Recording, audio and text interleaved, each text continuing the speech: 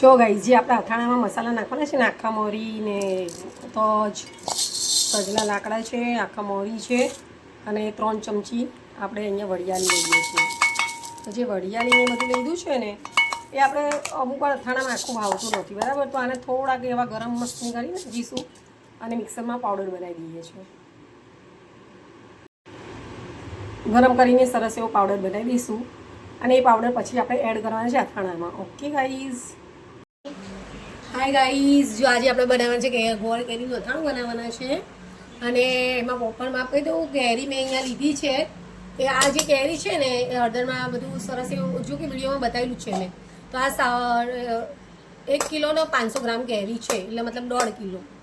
અને 1.5 કિલોની સામે મેં ગોળ લીધો છે 1 કિલો જેટલું, બરાબર.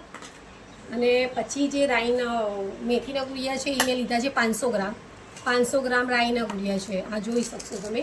હવે હું અંદર પહેલાં મસાલો એડ કરી દઉં. મસાલાનું બનાવું છું તો એમાં મારે જો ગાઈસ પહેલાં આ મેથીના કુળિયા લીધા છે મેં અને મિક્સરમાં થોડા મેથીના કુળિયા તો થોડા જડા હતા એટલે મેં મિક્સરમાં ગ્રાઇન્ડ કરી રહ્યા છે.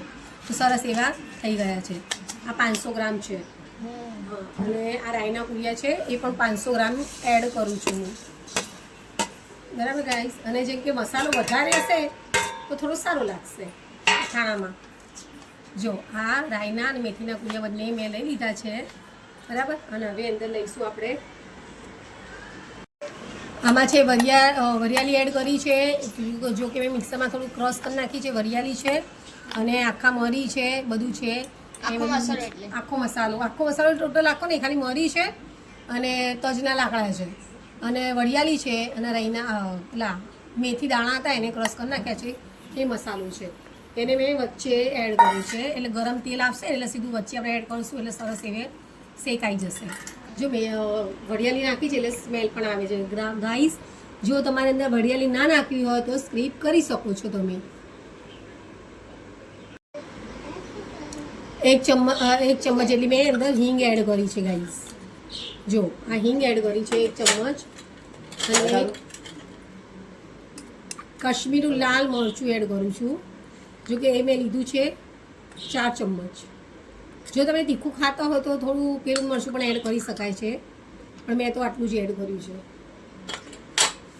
પછી બીજું એડ કરવા છે આમાં મેં આખા ધાણા લીધા હતા, એ આખા ધાણાનો પાવડર મેં બનાવી દીધો છે તો એ પણ અંદર એડ કરીશું ગાઈસ.